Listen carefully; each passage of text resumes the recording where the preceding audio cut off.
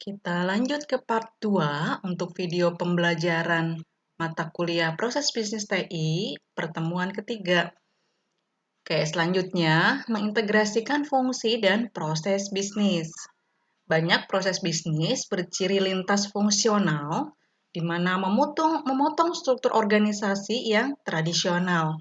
Sebagai contoh, di sini ada proses pesanan, menuntut kerjasama dari fungsi penjualan, kemudian fungsi akuntansi, dan fungsi pabrikasi. Untuk fungsi penjualan, mulai dari menerima order, kemudian memasukkan pesanan. Sedangkan fungsi akuntansi, yaitu memeriksa kredit, kemudian menagih bayaran pesanan. Dan untuk fungsi pabrikasi, yaitu mengumpulkan dan mengirimkan pesanan. Selanjutnya, proses bisnis yang didukung sistem enterprise. Yang pertama ada proses pabrikasi, manajemen inventory, pembelian dan pengiriman, serta perencanaan produk, penjadwalan produksi, perencanaan pembelian material, dan perawatan alat-alat produksi. Untuk proses keuangan dan akuntansi, ini mulai dari hutang dagang, piutang dagang, buku kas umum, pengelolaan dan perkiraan kas, akuntansi beban produksi, akuntansi pusat biaya, akuntansi aset, dan laporan keuangan.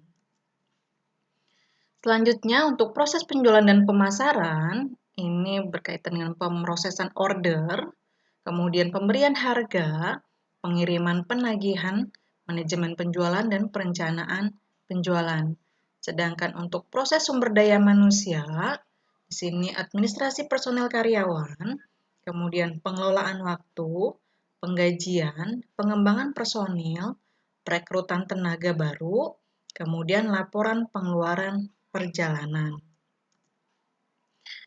Apa sih keuntungan dari sistem enterprise? Yang pertama, membantu manajer menentukan produk mana yang kurang menguntungkan, tentunya akan dieliminasi, dan produk mana yang lebih menguntungkan, tentunya akan ditingkatkan produksinya.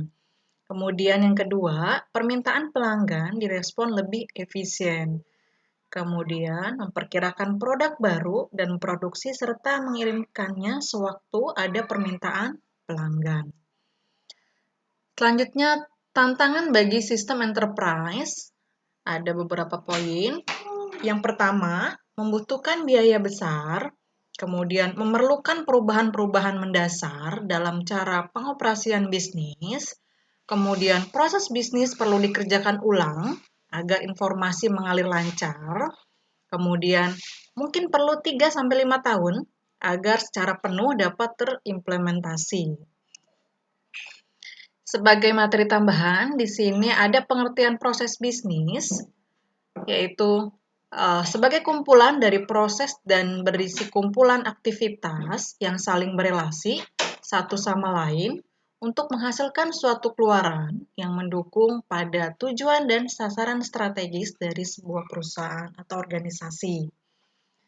Selanjutnya, suatu proses bisnis yang baik harus memiliki tujuan-tujuan seperti mengefektifkan, mengefisienkan, dan membuat mudah untuk beradaptasi, kemudian pada proses-proses di dalamnya.